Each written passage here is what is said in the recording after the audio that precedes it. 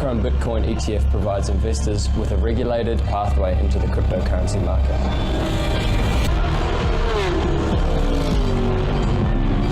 When you're ready to take your investments to the next level, you might want to consider Monaco.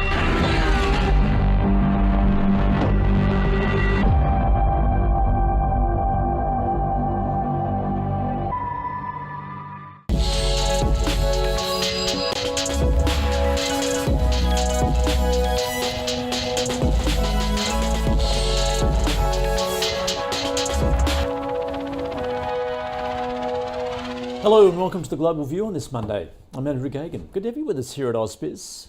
Well, let's take a look at what happened on Friday. Of course, as we headed into a very eventful weekend. Now, investor optimism about a September interest rate cut by the US Fed saw global stocks rally. The US dollar fell following softer than expected producer prices in the US and lower inflation expectations. The small cap Russell 2000 rallying for a third straight day to reach its highest level since 2022. And while the major indices on Wall Street climbed, the big banks fell after reporting mixed results. The world's largest bank, JP Chase, beat estimates for second quarter profit, which was lifted by rising investment banking fees, with investment banking revenue growing by 46% to $2.5 billion. However, shares of the world's largest bank dipped. Wells Fargo shares tumbled after the lender's second quarter profit declined, and it missed analysts' estimates for interest income on high deposit costs amid intense competition.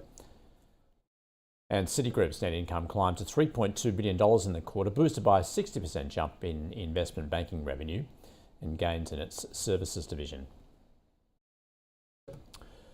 Well, US producer prices increased moderately last month, rising 0.2% after being unchanged in May.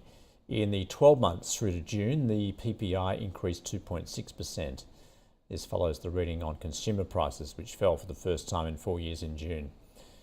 US consumer inflation expectations have improved, falling to 2.9% for the year, while the University of Michigan's consumer sentiment reading fell.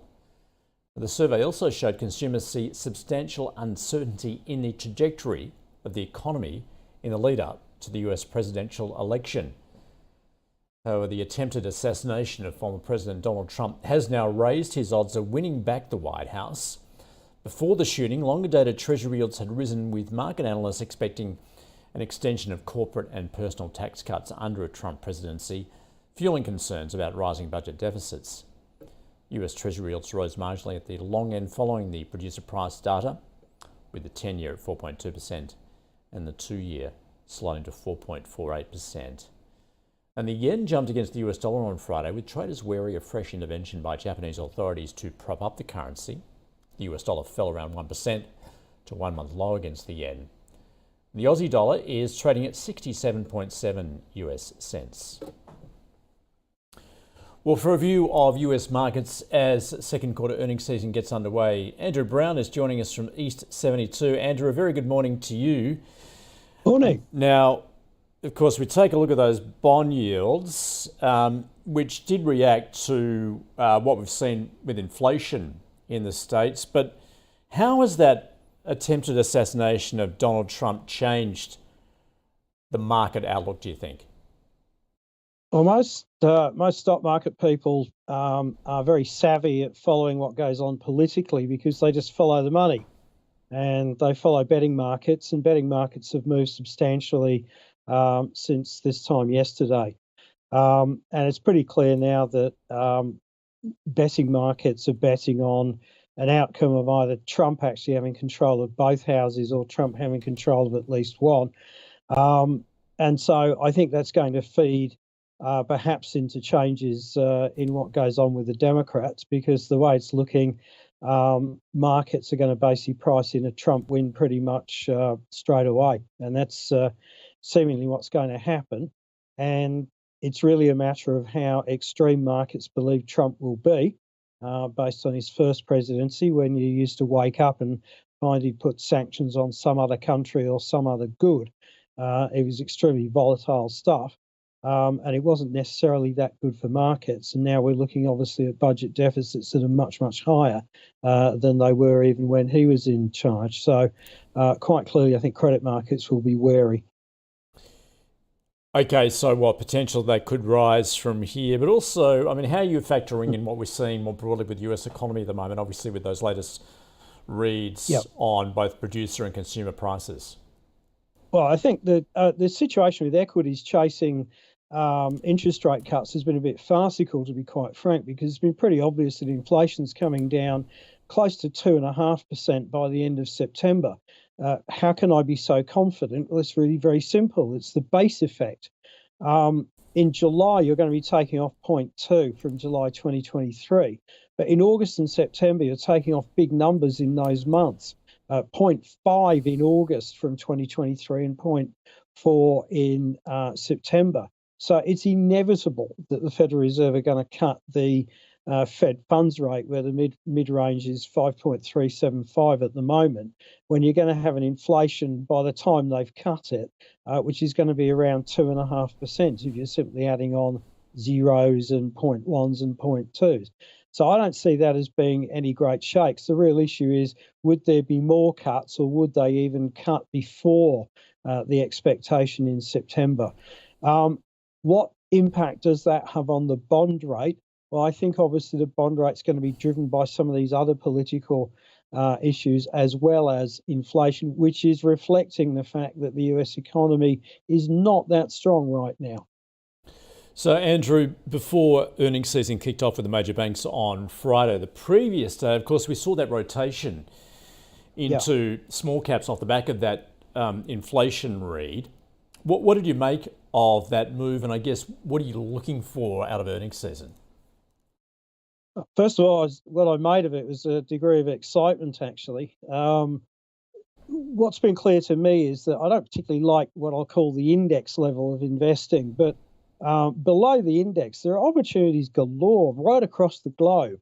US markets, as well as in particular European sort of mid caps. So that I got a little bit excited. Now, one night doesn't make a summer, so to speak. But if that's the start of a turn, then it could be really quite interesting. Could look a little bit like 2000. I just stress a little bit, simply because obviously you had indices down heavily, but you made a lot of money out of smaller caps. In terms of the earnings season, it's really important, because the expectations for earnings in the US, if we look at it in terms of S&P 500 points in terms of earnings, in the first quarter, stocks earned 56 EPS. The second quarter expectation is 59, the third quarter is 63, and the fourth quarter is 65. So what you've got is a very back-ended contribution to US earnings, where for the S&P 500, they're expected to grow from 221 last year and the year before to about 245 this year and 279 in calendar year 2025. So to me, when the market's trading at sort of 22 times earnings, with those kind of robust looking estimates, then there's really not much room for disappointment. So it's quite a key earnings season. So, Andrew, how are you looking at the US equity market at the moment, of course, given that very narrow leadership we've seen from the Mag 7? What are you making of those stocks at the moment, and where do the opportunities lie in your book? They certainly don't lie in those, to be honest. I'm sorry to be a little bit consensus about this. I'd prefer not to be. But simply the fact is that all but Google, which is trading around 24 times forecast earnings, Meta's 27, Apple is 34, which I do not get at all. And then obviously Nvidia's up at 52. So there's no room for disappointment. And the market is starting to expect that earnings outside of the Magnificent Seven are going to start actually improving. They've been very, very dull. They're only up about 6%. And so the expectation is that earnings base is going to start to widen out. And if it doesn't, then I think that's going to spell a little bit of trouble for the market. And quite clearly, if some of these AI-influenced stocks don't deliver, and I think the real issue about these stocks is going to be proving up to investors that all the investment that they're making in AI is actually going to earn a return. Obviously, NVIDIA are the big beneficiary, but it's the guys that are spending the money with NVIDIA. Are they going to earn a return on that? And there's increased cynicism about that. Even Goldman Sachs put out a 30-odd page piece about basically these payoffs not really happening or not likely to happen in their viewpoint. So that's going to be an issue for these guys to try and overcome initially next week with Google and Microsoft, and then obviously very late 31st of July, early August for the others. So, Andrew, where are you looking for those opportunities then? I'm not looking in the US, quite frankly, at the moment, Andrew. I think Europe's much, much cheaper. So certainly, my homework's being done basically in smaller and mid caps in Europe, because I can find things either at massive discounts to break up value, or basically very, very low double-digit PEs, and I've outlined some of those on this program previously. You have indeed, Andrew. Great to get a view of what you're watching at the moment. Thanks for joining us on East 72. Thanks indeed. All right, let's just take a look at what is ahead this week. Locally, it's fairly quiet, but overseas, we take a look at that. And China holding its third plenum policy meeting. Well, there's also a data dump from China today, which includes June quarter GDP, get some retail data as well. Tonight, Fed Chair Jerome Powell speaks, and US manufacturing data is released. Tuesday sees US retail sales data and business inventories. The Fed's beige book released on Wednesday, along with industrial production and housing starts. And the European Central Bank hands down its policy decision on Thursday. So to the local market, we are expecting to extend those record gains we saw on Friday. SPI futures up 0.2%, so we're all set for a very positive start locally. Stay with us because the open is just a couple of minutes away.